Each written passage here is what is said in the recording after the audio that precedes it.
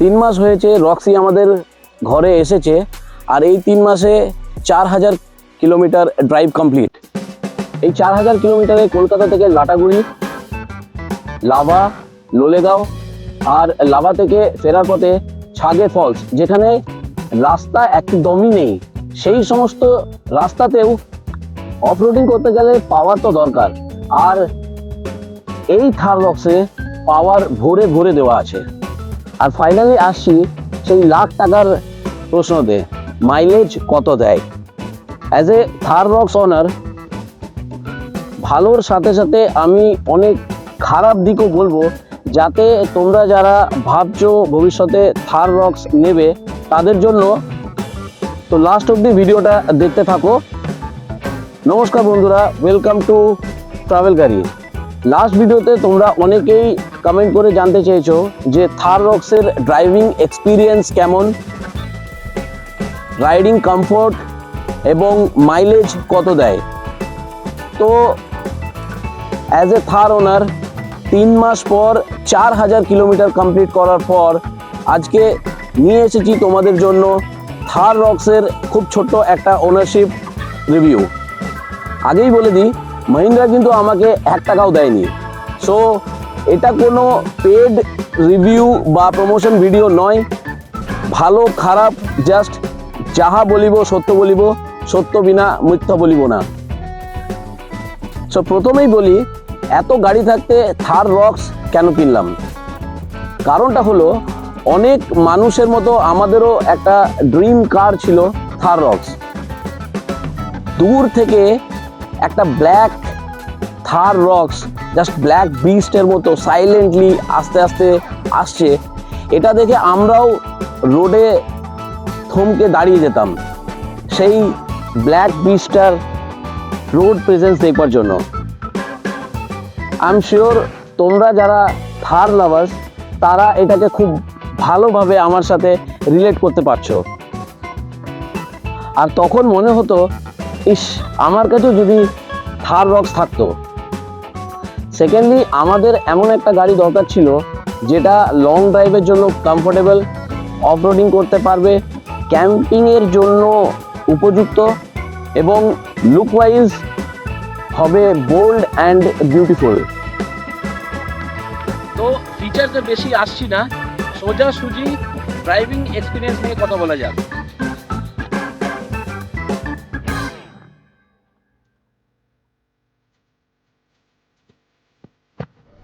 আচ্ছা, এই ভিডিওতে ভালোর সাথে সাথে অনেক খারাপ দিকও বলবো, যাতে তোমরা যারা ভবিষ্যতে থার রক্স কেনার কথা ভাবছো তারা ওই পয়েন্টসগুলোকে তোমরা কনসিডার করে কিনতে পারো। তো লেটস স্টার্ট আ ড্রাইভ। ভেতরে বসেই জাস্ট একটা wow feeling, left to right পুরোটাই একদম খুব ইজিলি দেখতে পাওয়া যাচ্ছে। ড্রাইভিং এর সময় তোমার মনে হবে যে তুমি একটা ভেরি কমান্ডিং পজিশনে বসে আছো। তবে এই যে উইন্ডশিল্ডটা দেখতে পাচ্ছ, এটা বক্সি লুকের জন্য এটাকে অনেকটা ফ্ল্যাট আর লাইকওয়াইজ স্ট্রেট দিতে হয়েছে।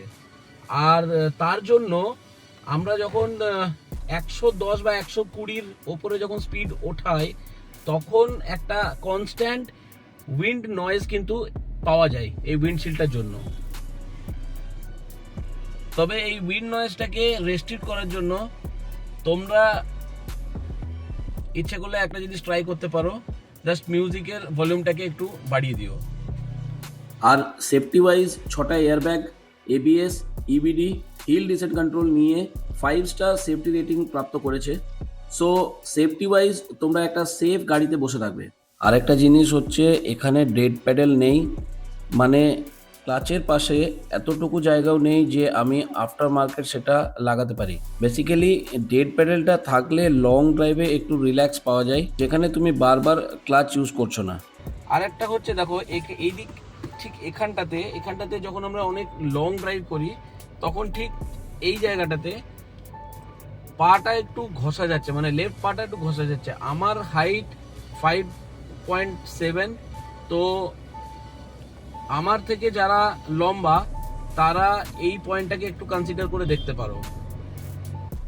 আর তার উপরে এই স্টিয়ারিং এত ইজি যে দেখো কড়ি আঙুলে আমি এটাকে ঘোরাতে পারছি। এবার আসছি ড্রাইভিং এক্সপিরিয়েন্সে। এত বড় একটা এসইউভি হয়েও এত বেশি স্মুথ, সেটা না চালালে বুঝতে পারবে না। মানে লিটারেলি মনেই হবে না যে এত বড় একটা এসইউভি চালাচ্ছ। সাসপেনশন সফটওয়্যার হওয়ার ফলে একটু বাম্পি আর হালকা বডি রোল মনে হবে কারো কারো, তবে লং ড্রাইভ ওয়াইজ এটা সুপার কমফোর্টেবল। তবে যারা ভাবছো যে থার রক্স কিনে হাইওয়েতে দ্রুত গতিতে ওড়াবে, তাদের বলবো safety is more important than speed.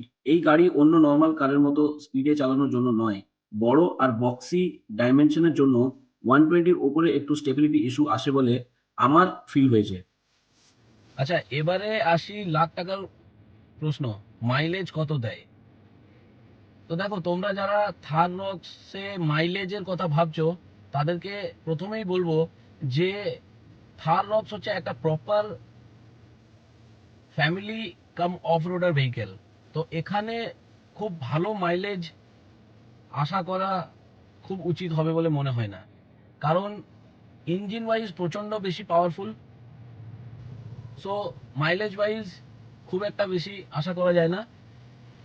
ইউটিউবে অনেক চ্যানেলে অনেক কথা বলে মাইলেজ নিয়ে, বাট আমি বলবো এটা যেহেতু পেট্রোল ভেরিয়েন্ট, আমি সিটি ড্রাইভে মোটামুটি 9 থেকে 9.5 অ্যাভারেজ পেয়ে থাকি।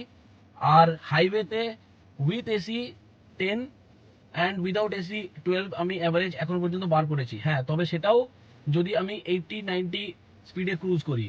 মানে তুমি যদি খুব বেশি হাই স্পিডে চালাও, তুমি মাইলেজ কিন্তু অবশ্যই ড্রপ করবে। তো তুমি যদি 80-90 স্পিডে তুমি যদি প্লেজেন্টলি তুমি যদি ক্রুজ করো, তাহলে হাইওয়েতে উইদাউট এসি 12 তুমি আশা করতে পারো। ফার্স্ট সার্ভিস সবে কমপ্লিট হয়েছে, তো সেকেন্ড সার্ভিসের পর মেবি মাইলেজ আর একটু বাড়তে পারে। আর ডিজেলের ক্ষেত্রে বলে দিই, ডিজেলে তোমরা হাইওয়েতে 15-16 মাইলেজ নিয়ে চলতে পারো।